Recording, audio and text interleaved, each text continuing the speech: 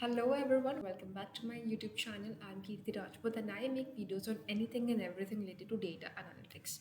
So in today's video, we are going to talk about some top Python libraries which you must and you should know to become a data analyst. So without any further ado, let's get straight into the video. The very first library we are going to talk about is NumPy. NumPy का full form होता है numerical Python. इसका काम होता है numbers के साथ fast calculations करना. सिंपल वर्ड्स में बताऊं तो एक पावरफुल कैलकुलेटर जैसा है. जब हमें दो नंबर्स को ऐड करना हो या फिर किसी चीज़ का एवरेज निकालना हो या फिर परसेंटेज निकालना हो तो then is when we use NumPy. NumPy से कैलकुलेशंस फास्ट और इजी हो जाती है. Number 2 is pandas. पांडास एक ऐसी पाइथन लाइब्रेरी है जो कि एक टेबल टाइप डेटा के साथ काम करने के लिए यूज़ होती है.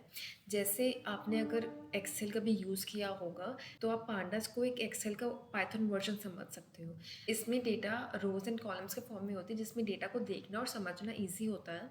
पांडास का मेन काम होता है डाटा को रीड करना, क्लीन करना, एनालाइज करना. जैसे हम CSV या एक्सेल फाइल ओपन करते through pandas, out of which we remove the wrong values और रिमूव द मिसिंग डेटा, वही डेटा रखते हैं जो हमें चाहिए. रियल लाइफ में एक डेटा एनालिस्ट का ज़्यादातर टाइम डेटा क्लीनिंग में ही जाता है. पांडास से ये सारे काम बहुत ईजिली सिंपल कमांड्स के थ्रू हो जाते हैं. इसलिए nowadays each and every company expects कि their candidates must know pandas. और आजकल learning has become so accessible कि आपको यूट्यूब पे भी बहुत वीडियोस मिल जाएंगे जिससे आप लाइब्रेरीज ये सारी सीख सकते हो. Okay, so the third library is matplotlib. Basically matplotlib के मदद से आप चार्ट्स और ग्राफ्स बना सकते हो जिससे कि डेटा और इंटरेस्टिंग हो जाता है. Basically, it makes the data more visual.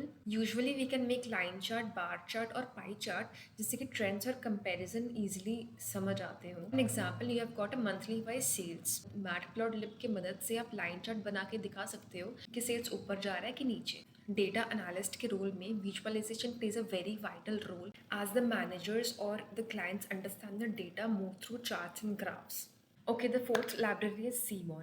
सीबॉन एक ऐसा पाइथन लाइब्रेरी है जिससे आप डेटा को और अच्छे और क्लियर ग्राफ्स में देख सकते हो. ये एक्चुअली मैटप्लॉटलिब पर ही बेस्ड होते हैं. अब अगर जैसे मैटप्लॉटलिब आपको बेसिक ग्राफ शो करते हैं तो सीबॉन उसी ग्राफ्स को एक प्रोफेशनल टच दे देता है. सीबॉन का यूज़ तब होता है जब हमें डेटा के बीच रिलेशन समझना हो, जैसे कौन सा फैक्टर किस चीज़ को अफेक्ट कर रहा है. इससे box plot, heat map, correlation जैसे विजुअल्स आप इजीली बना सकते हो.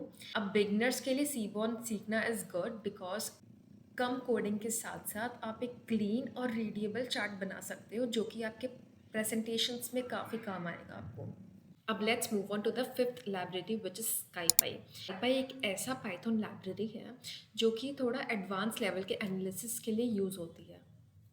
Mainly, its focus is on statistics and mathematical calculations like probability, hypothesis testing या फिर scientific calculations. एक ऐसा पाइथन लाइब्रेरी है जो तब काम आता है जब हमें डेटा को थोड़ा और क्लियरली समझना हो.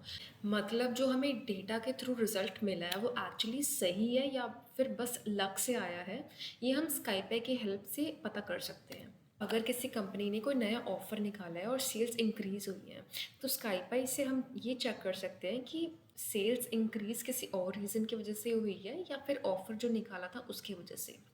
बिगनर्स के लिए स्काईपाई सीखना इज़ नॉट नेसेसरी. पहले बेसिक लाइब्रेरीज सीख लेना इज़ मच मच बेटर. थोड़ा एक्सपीरियंस हो जाते हो तो स्काईपाई की मदद से आप ये चेक कर सकते हो कि आप जो रिज़ल्ट बोल रहे हो वो डेटा के हिसाब से सही है या नहीं. So this was pretty much it for some top Python libraries, and I hope you found this video informative. If so, like and comment on this video, and please subscribe to my channel for more such videos. Thank you.